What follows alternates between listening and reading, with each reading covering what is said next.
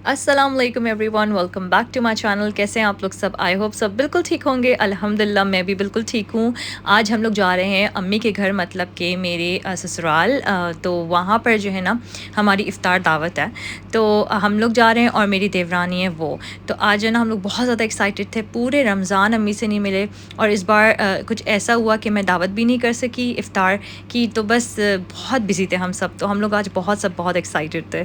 खैर, तो यहाँ पर जो है ना आई होप सबसे पहले तो आप सबके रमज़ान बहुत अच्छे गए होंगे। माशाल्लाह माशाल्लाह से हमारे रमज़ान बहुत अच्छे गए हैं। और कहाँ गए ये तो पता ही नहीं लगा। हम हर वक्त यही कहते हैं, हर रमज़ान यही कहते हैं कि रमज़ान का बिल्कुल पता नहीं लगा। लेकिन सीरियसली में इस बार तो मुझे बिल्कुल भी नहीं अंदाज़ा कि रमज़ान गया कहाँ, मतलब कि बहुत जल्दी चला गया। खैर, यहाँ पर मैंने सिंपल सा लॉन का ड्रेस पहन लिया था। मैं ये खादी का है और मैंने यहाँ यूके से ही लिया था। लास्ट व्लॉग में भी आप लोग को एक ड्रेस दिखाया था मैंने। तो मैंने यहीं से जो है ना शॉपिंग कर लेती हूँ।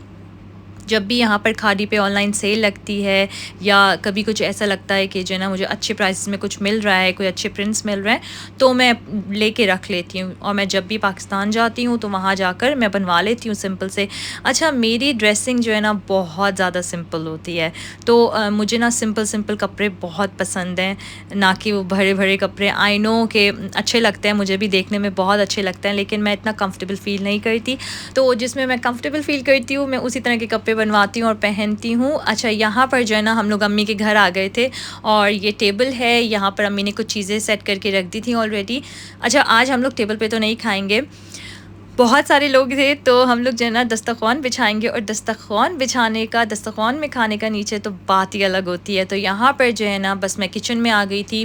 जो मेरी देवरानी है वो ऑलरेडी आई हुई थी। तो बस मैं और मतलब जो अम्मी हैं और मैं और मेरी देवरानी, हम लोग बस किचन में जल्दी से अब तैयारियाँ कर रहे थे। अम्मी ने इतने मज़े के खाने बनाए थे, आप लोग देख सकते हैं। अम्मी ने ना यहाँ पर कबाब बनाए थे, ये चिकन के कबाब थे और उसके साथ शिमला मिर्च और प्याज को जो है ना मिक्स कर दिया था। इसमें अम्मी ने कोई एक्स्ट्रा सीजनिंग नहीं डाली है, बस इसको अम्मी ने पका लिया था थोड़ा सा, मतलब कि टॉस कर लिया था शिमला मिर्च के साथ कबाब को। और उसके बाद मैं आगे दिखाती हूँ अम्मी ने क्या किया था। यहाँ पर जो है पकौड़ों के जो आलू हैं पकौड़ों के लिए वो कट कर रहे थे। अम्मी मुझे बता रही थी कि किस तरह से वो कट करती हैं, क्योंकि सबके अपना अपना अलग अलग होता है ना कि कौन किस तरह से किचन में काम करता है। जब मैं किचन में काम कर रही होती हूँ ना, मुझे भी होता है कि कोई ना काम करवाए मेरे साथ, मुझे करने दो अपने हिसाब से। तो उस बात का मैं रिस्पेक्ट कर रही थी, यहाँ पर ख्याल रखना पड़ता है। इसलिए मैं अम्मी से कही थी, अम्मी आप मुझे बता दें कैसा करना है। लेकिन खैर अम्मी इतनी अच्छी हैं, वो कही थी जैसा तुम्हें ठीक लगे। अच्छा, ये जो फाइनल आवर्स होते हैं ना, ये इफ़्तार के वो चल रहे थे, इफ़्तार से पहले के। तो बस मैं यहाँ पर आ गई थी, आना जाना लगा हुआ था, कभी किचन में कभी सिटिंग रूम में। तो ये मैंने ड्रेस पहना था। ये ड्रेस मुझे पता नहीं क्यों पर्सनली बहुत अच्छा लगता है। वो कुछ ड्रेसेस होते हैं ना दिल के बहुत करीब होते हैं, तो वो वन ऑफ देम ये ड्रेस है मेरा। और यहाँ पर अच्छा अम्मी ने ना गार्लिक राइस बनाए थे, सिंपल गार्लिक राइस जो होते हैं, और उसके ऊपर अम्मी ने ये सब कुछ डाल दिया था, जो कबाब हैं टॉस किए हुए बेल पेपर्स के साथ। तो इसका टेस्ट इतने मज़े का था, देखने में तो बहुत सिंपल डिश थी लेकिन बहुत मज़े का था। और आई थिंक ये अदना कबाब है जिसकी रेसिपी मैं आपको दे चुकी हूँ, उस तरह के कबाब थे। अच्छा, जो मेरी देवरानी है वो जल्दी से जाके ना 2 मेहंदियाँ ले आई थी, क्योंकि बस ईद हो और मेहंदी ना हो ऐसा हो नहीं सकता। बस मसला ये है कि मेरी जो दोनों बेटियां हैं ना, सेरा और अमीलिया दोनों, उनको पता नहीं क्यों जो मेहंदी है वो पसंद ही नहीं है।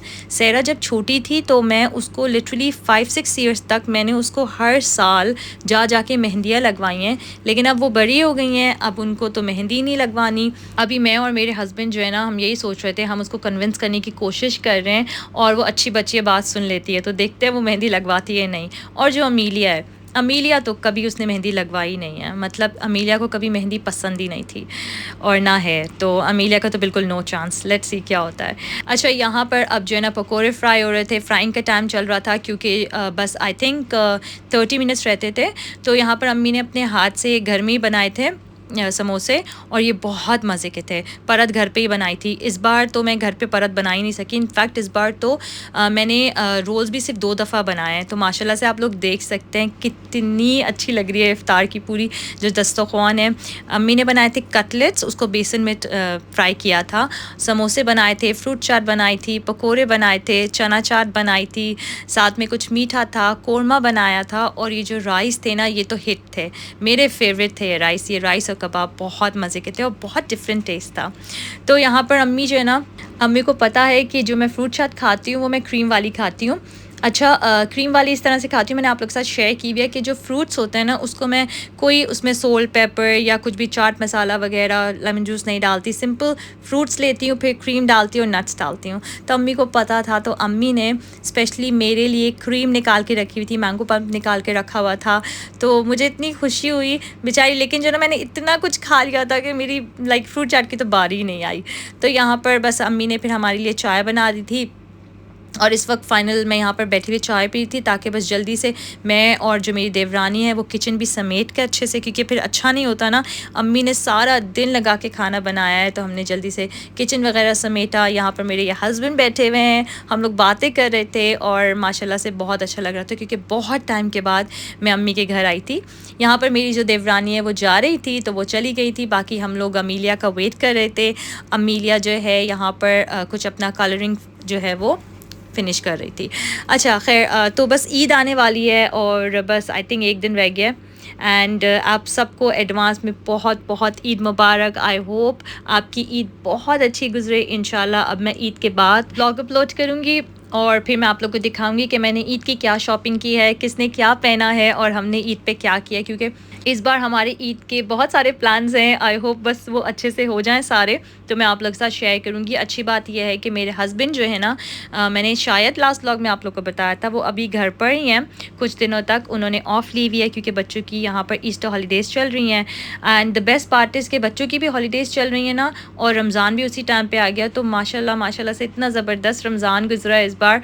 अच्छा, यहाँ पर सबसे मैं पहले दिखाती हूँ आप लोगों को कि अम्मी ने क्या दिया। अम्मी ने मुझे राइस दी है जो कि बहुत ही मज़ेदार थे, अम्मी ने कोरमा दिया है और अम्मी ने चना चाट दी थी। हुआ क्या था कि अम्मी, आप लोग को पता है जो लोग मुझे बहुत पहले से फॉलो करते हैं, कि जब भी अम्मी के जाते हैं अम्मी हमेशा खाना देती हैं। अब इतना ख्याल करती हैं कि नेक्स्ट डे हमें कुछ बनाना ना पड़े, और अभी तो रमज़ान चल रहे थे, रोज़े थे हमारे, तो अम्मी ने कहा कि नेक्स्ट डे इफ्तारी में तुम्हें कुछ भी नहीं बनाना पड़ेगा और ये सब कुछ तुम ले लो। तो बस अम्मी ने हमें ये दे दिए थे, साथ में अम्मी ने अनफ्राइड जो है ना, फ्राई नहीं हुए हुए समोसे भी दे दिए थे, क्योंकि मुझे समोसे बहुत अच्छे लगे थे। तो अम्मी ने कहा अच्छा है ना, प्रॉपर इफ्तारी हो जाएगी एंड मुझे कुछ एक्स्ट्रा बनाना भी नहीं पड़ेगा। तो अल्हम्दुलिल्लाह इतनी दिल से दुआएं निकलती हैं। आप लोग भी मेरी अम्मी के लिए, मेरी सास और मेरी अपनी अम्मी के लिए, दोनों के लिए बहुत दुआ किया करें प्लीज़। अच्छा, यहाँ पर हुआ क्या था कि जब अम्मी के घर अभी दावत हुई थी तो इफ़्तार की, तो वहाँ पर ये मैंने रोटी देखी थी, मुझे बहुत अच्छी लगी, ये अफ़गानी रोटी है।